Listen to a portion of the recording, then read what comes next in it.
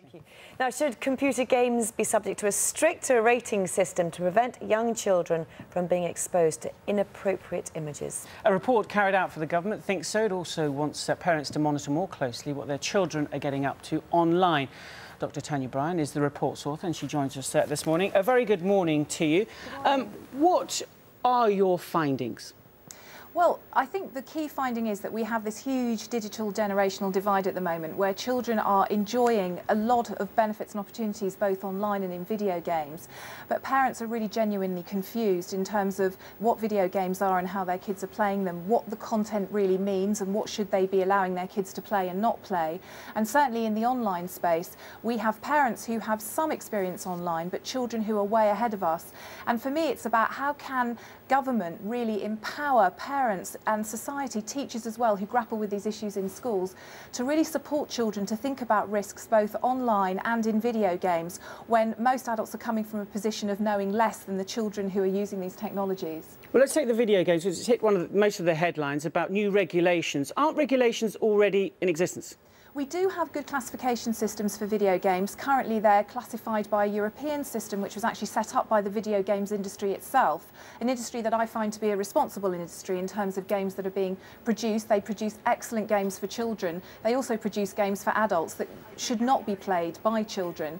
And at the top end, the statutory end, we have the British Board of Film Classification classifying games. But what we get at the moment on games being sold in this country are two sets of symbols, which parents tell me they find extremely confusing, and retailers would like to be supported more, to be able to say to parents, really, you shouldn't be buying this game for your child. So I'm recommending that the statutory age of classification be moved to games 12 upwards, so 12, 15 and 18, and that all the symbols that are seen on video game packaging, parents understand in the same way they understand films for, ratings for film and for DVD, and take notice of those ratings. And in the same way they wouldn't let their child watch an 18-rated film, they don't let them play an 18-rated video game because they're not for children, they're for adults. Now, we want parents to get involved, especially when we're thinking about children online.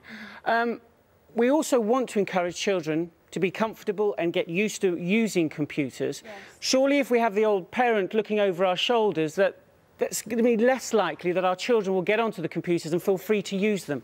I think that's a really, really important point, and maybe a useful way of thinking about it is when children go online, many parents think that when their children are online it's a bit like they're watching television. It's not. It's more like opening your front door and saying to your child, off you go and play, see you later.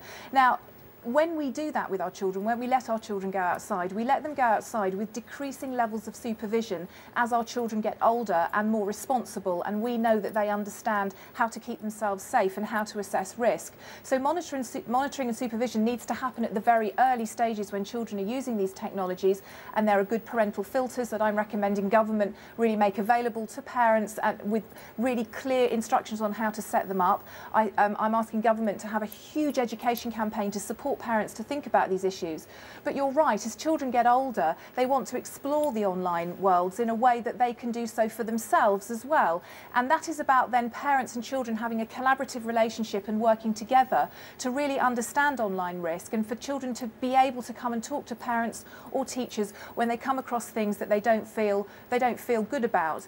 But I also want industry to step up here. There are lots of good things being done by the internet industries, but I'm recommending to the Prime Minister today that he sets up a council for child internet safety in the UK. He establishes that and it reports to him yearly, and that council is responsible for looking at policy around self-regulation for the industry around child safety, but also a big education campaign to children, families, across society, to help people really take up these issues and for us to empower children to have a lot of fun, as you say, but to be safe. Dr. Tanya Bryon, thank you very much indeed. Thank you.